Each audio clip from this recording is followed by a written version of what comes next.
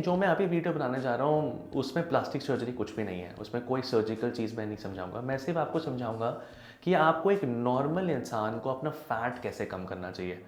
मतलब कुछ लोग बहुत परेशान रहते हैं कि हमारा फ़ैट है लेकिन वो कम ही नहीं हो रहा। हम लोग एक्सरसाइज करते हैं, हम लोग जिम करते हैं, हम लोग सब कुछ करते हैं, फिर भी हमारा फ़ैट नहीं कम हो रहा। और कोई कोई और लोग हैं, वो लोग कुछ भी नहीं खाते हैं तो उनका फ़ैट तो मतलब होता ही नहीं है। सी मैं आपको समझाना चाहता हूँ, एक मतलब इसके बहुत ही बेसिक मैथमेटिकल कैलकुलेशन है। सी आप जब अपना डाइटिंग शुरू करते हो तो आप अपना बेसल मेटाबॉलिक रेट, जिसको बीएमआर बोलते हैं, उसको कम कर देते हो। मतलब आप जैसे अभी आधी रोटी खाने लगे हो तो आपका जो खाना है, आपका जो कंप्लीट आपकी सेल्स है बॉडी की, तो वो आधी रोटी पर ही ज़िंदा रहने के लिए बिल्कुल फिट हो गई है, मतलब उनका बीएमआर कम हो गया है। और अगर आप किसी दिन उसको छोड़ के आप मतलब एक डेढ़ रोटी खा लेते हो तो आपकी सेल्स में तो आधी रोटी लगी, लेकिन वो जो एक रोटी है एक्स्ट्रा, वो आपकी फैट बन गया और वो बॉडी में स्टोर हो गया। तो इसीलिए जब भी आप अपनी डाइटिंग शुरू करते हो ना, तो वो एक कांस्टेंट लेवल होना चाहिए। ऐसा नहीं होना चाहिए कि आपने 6 दिन डाइटिंग करी, 8 दिन आपने फिर खाना खाया, फिर आपने 6 दिन डाइटिंग करी, फिर आपने 8 दिन मतलब खाना खाना है। हमारे इंडिया में ज़्यादातर जो फीमेल्स हैं या मेल्स हैं वो ऐसे ही करते हैं।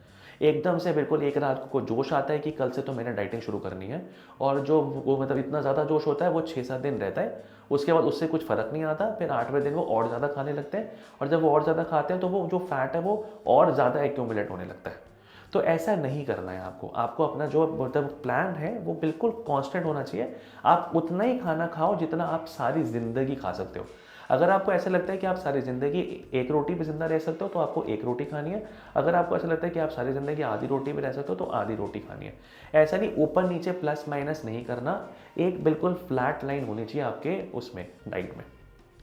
सेकेंड है एक्सरसाइजेस। एक्सरसाइजेस मेन चीज़ है। एक्सरसाइज मतलब कैलोरी आउटपुट। तो सिंपल मैथमेटिकल कैलकुलेशन पे आपने अगर एक दिन में इतनी कैलोरीज खाई हैं, आपने एक दिन में इतनी कैलोरी आपने निकाली है, तो ऑब्वियसली आपका वेट कम होगा ही होगा। ऐसा नहीं हो सकता कि अगर आप एक्सरसाइज ज़्यादा कर रहे हो, खाना कम खा रहे हो, तो आपका वेट नहीं कम होगा। तो एक्सरसाइज जब आप करते हो, आजकल तो बहुत ज़्यादा एडवांस टेक्निक्स हैं, मतलब स्मार्ट वॉचेज़ हैं, आपके मोबाइल में ट्रैकर्स हैं, बहुत ज़्यादा ऐप्स हैं, तो उसमें पूरा कैलोरी बताता है कि आपने कितने कैलोरी ना करी है। और जो आप मतलब खाना खाते हो उसको भी आप उसमें एंट्री करो, और जो आपने जब एक्सरसाइज करी उसमें भी एंट्री करो। और उसमें हमेशा नेगेटिव बैलेंस होना चाहिए, मतलब जितना आपने शेड करा है वो ऑब्वियसली ज़्यादा होना चाहिए जितना आपने उसमें आपने खाया है। तो वेट लॉस डेफिनेटली होगा ही होगा। और नंबर 3 है कंसिस्टेंसी। कभी हार मत मानो। ऐसा मत सोचो कि मैंने 4 दिन एक्सरसाइज कर ली है, 4 दिन मैंने खाना खा लिया, मेरा तो कुछ हो ही नहीं रहा।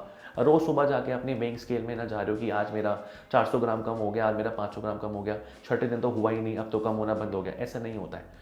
It is a slow and steady process. ऐसा नहीं है कि धीरे धीरे होगा, होगा डेफिनेटली काम। अगर कंसिस्टेंटली आप एक्सरसाइज, जिमिंग, आप डाइटिंग करोगे तो आपका वेट डेफिनेटली कम होगा। ऐसा हो ही नहीं सकता कि मतलब वेट कम ना हो। और फिर भी अगर वेट मतलब कम नहीं हो तो फिर लिपोसक्शन के लिए तो हम लोग बैठेंगे। Thank you.